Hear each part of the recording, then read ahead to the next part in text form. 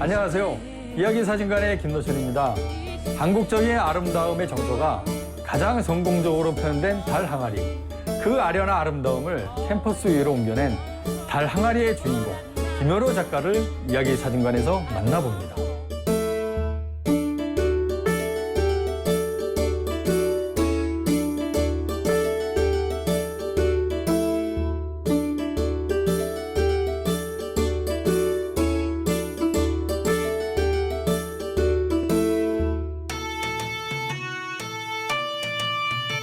원래는 스튜디오로 초대를 해야 되는데 작품도 크고 그래가지고 직접 작품도 볼 겸 제가 출장을 직접 나왔습니다. 방문해 주셔서 고맙습니다. 네. 오늘은 작가님의 그 인생 이야기도 듣고 또 가장 중요한 작품 얘기도 같이 들으려고 합니다. 네. 어떻게 준비는 잘 되셨죠? 네, 같이 이야기를 나눠볼까요? 네. 본격적인 이야기 전에 그 시청자 여러분께 인사 말씀 부탁드리겠습니다. 안녕하세요. 저는 그림 그리는 것을 좋아하고 그림을 그리면서 그림 속에서 행복을 찾아가는 서양화가 김연옥입니다. 만나뵙게 돼서 반갑습니다.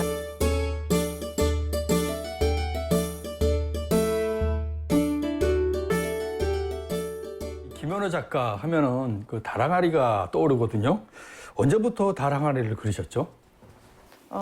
그림은 제가 이제 구상 작품을 시작해서 쭉 그려왔는데 중간에 이제 기하학의 형태도 그렸고 또 그 전통과 현대를 접목한 작품도 해왔었습니다. 그러다가 달 항아리 그림을 이제 그리기 시작한 것은 2010년부터 시작해서 지금까지 10년 동안 그리고 있고요. 지금은 이제 거의 달 항아리 작가로 불려지고 있습니다. 그러시군요. 네. 예. 이 달 항아리를 그리셔야겠다고 생각한 계기가 있을까요? 다양하게 작업을 했었는데요. 작업을 지속적으로 진행하는 과정 속에서 저의 그 정체성에 대한 그 의문과 작업에 대한 고민을 하기 시작했어요. 그래서 그 무렵에 제가 가장 삶에서 가깝게 근접했었고 또 관심을 많이 가졌었던 것이 무엇인가 생각하다가 제가 이제 아버지가 이제 여주에서 도자기 사업을 하셨었는데 제가 거기서 이제 도자기 그림을 그리고 또 유학도 먹이고 성형도 해가면서 지냈던 시간이 있었어요. 그래서 그 시절을 떠올리면서 제 작업에 달 항아리를 모티브로 가져와서 작업을 이제 시작하게 되었습니다. 아버지가 도자기 만든 일을 하셨는데 오히려 그림보다는 도자기를 만드는 게 더 쉽게 접하실 것 같은데 어떻게 그림을 그리게 됐습니까? 저는 그 그림에 대한 열망이 더 컸지 그 도자기는 그냥 아버지 일이셨던 거고요. 저는 원래부터 이제 그림을 그리는 일을 더 좋아했어요. 그래서 흙을 만지는 것보다 그림을 그리는 것을 더 좋아했기 때문에 붓을 잡게 되었죠. 그렇군요. 예. 그 특별히 그림에 관심을 갖게 된 계기가 있을까요? 네. 고암 이응로 화백을 아시나요? 예, 그럼 잘하죠. 네. 저희 그 외가댁 쪽으로 좀 예술가들이 많이 있으신데 이응로 화백도 저의 그 작은 외할아버님 되십니다. 그 집 아프시네요. 네네. 그런데 이제 제가 중학교 2학년 무렵에 할아버지께서 현대화랑 지금의 그 사간동에 있는 현대 갤러리예요. 거기서 이제 개인전을 하시게 되었는데 부모님이 이제 저를 데리고 가셨어요. 처음 보는 전시였는데 거기에 또 풍경도 아닌 문자 추상이란 작업이셨어요. 그래서 그걸 보고 저는 좀 감동을 받은 거죠. 그래서 이제 그때부터 그림에 관심을 더욱 갖게 되었던 것 같고요. 처음부터 제가 화가가 되겠다라는 생각은 없었던 것 같은데 자꾸 자라면서부터 그게 이제 남아 있어서 계속 화가의 꿈을 키워왔던 것 같습니다. 예술계의 인천은 어떤 도시인가요? 인천이요. 멋있는 도시예요. 바다를 끼고 있는. 예. 또한 그 세계적인 인천공항과 또 항만을 가지고 있어요. 항만을 끼고 아주 좋은 인프라 속에 있는데 경제 도시의 그 위상을 자리 잡고 있잖아요. 그렇지만 그 문화적으로 제가 생각할 때는 조금 열악하고 낙후되지 않았나 하는 생각을 하게 됩니다.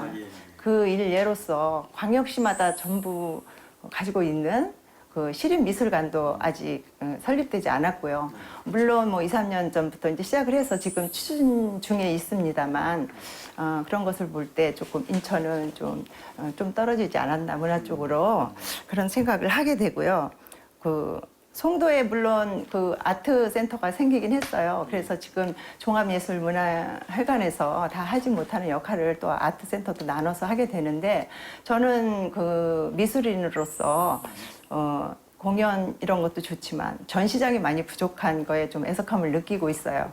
그래서 갤러리라고 하면은 그냥 카페에서 일부분 장소를 제공해서 하는 그런 좀 협소한 갤러리들만 이렇게 종종 있고 상업적인 큰 갤러리가 없는 것이 좀 안타까운 마음이고요. 그래서 그런 것을 좀 어떻게 풀어나가야 될까.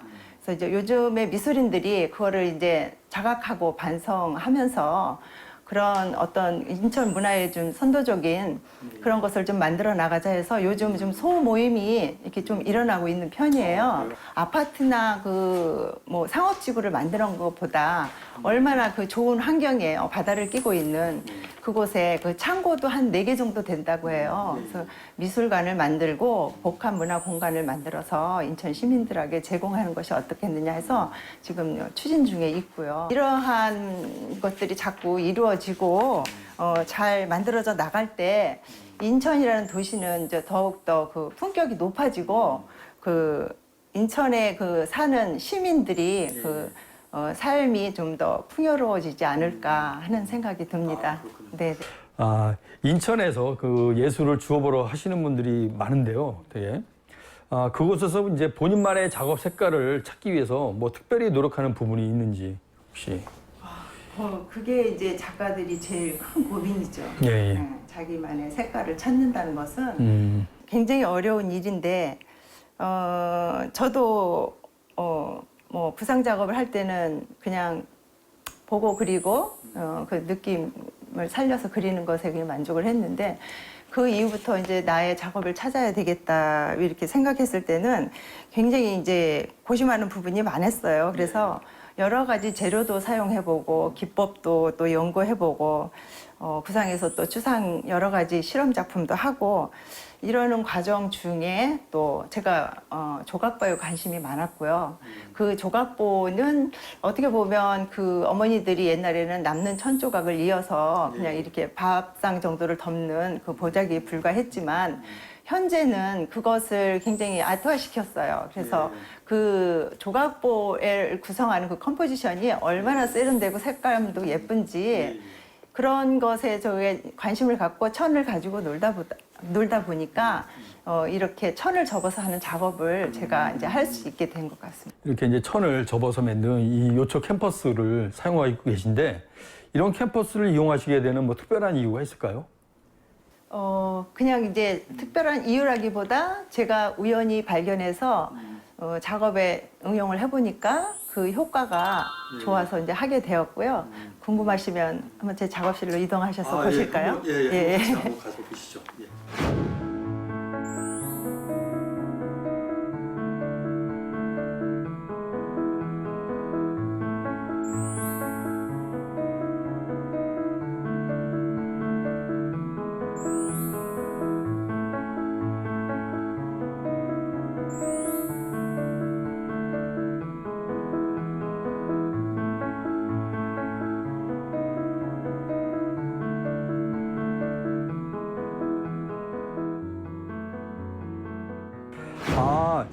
이게 요초 캠퍼스에다가 작업을 하신 거네요. 네네. 그렇군요.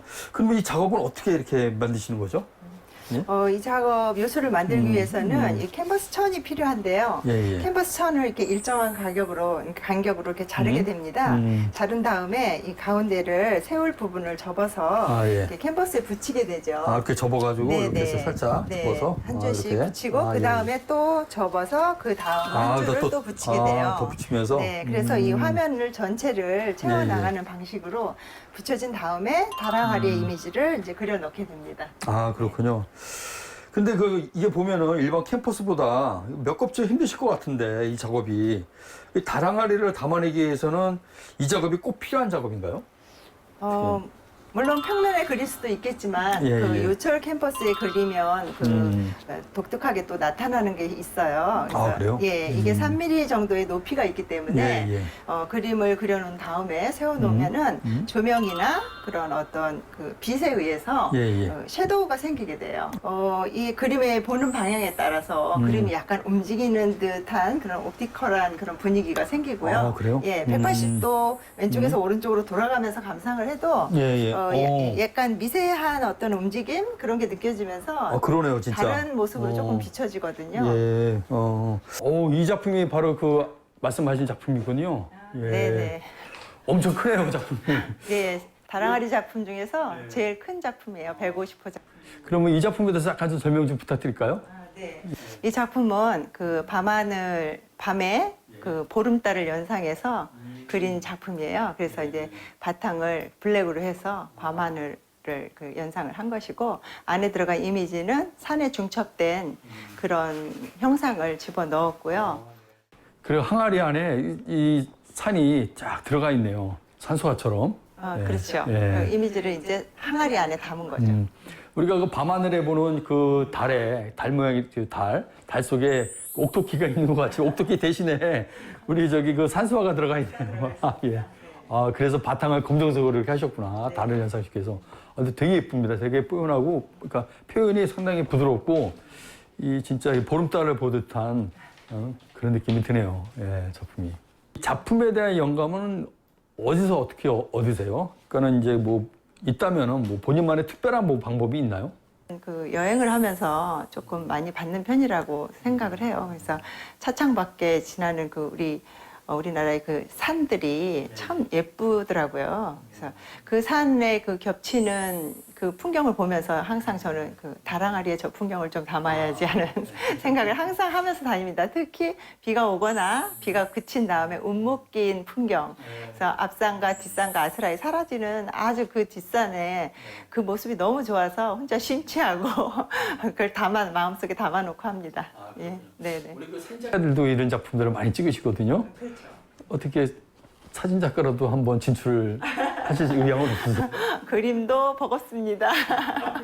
네. 마지막으로 그 앞으로 활동 계획이 어떤 게 있으신지 말씀해 주십시오. 예. 올해 들어서는 계속 작품의 변모를 꾀하다가 추상 작업 쪽으로 지금 방향을 잡고 준비를 하고 있습니다. 그래서 내년 3월에는 개인전을 추상 작업으로 해보려고 지금 준비 중에 있고요. 계획을 지금 3월로 잡아놓고 있습니다. 예, 처음 또 작품이 바뀌는 그 상황이라 또 추상 작업이 어떻게 또 받아들여질지 저도 두렵기는 하지만 그래도 제가 할 수 있는 한 그 저의 능력을 다 발휘해서 좋은 작품을 만들어낼까 생각하고 있습니다. 예. 하여튼 오늘 말씀 감사합니다. 예. 네, 감사합니다.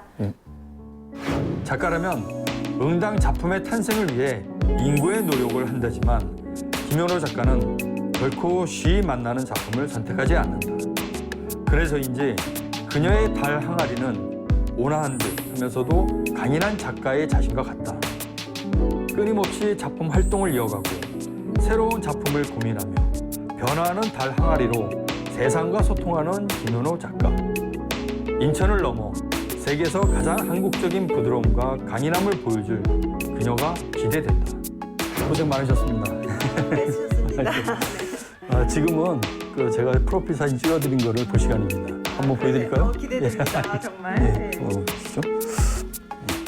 또 다랑아리 속에 작가님을 한번 담아봤습니다. 이렇게. 와, 멋지네요. 다랑아리 속에 산수와 제가 예. 함께 들어가 있으니까. 그래서 이렇게 사진을 찍어주시니까 정말 감동이에요.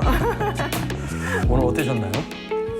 좀 새로운 경험이었고요. 예. 멋진 사진까지 찍어주시니까 너무 감사드려요. 아유, 예, 저희가 더 감사드립니다. 네. 하여튼 3월 달에 있을 네. 그 작가 선생님의 전시회, 이제 새롭게 구상되는 전시회를 저희 이야기 사진관에서도 항상 응원하고 기원하겠습니다. 고맙습니다. 예, 열심히 예. 해보겠습니다. 예, 감사합니다. 네, 수고하셨습니다.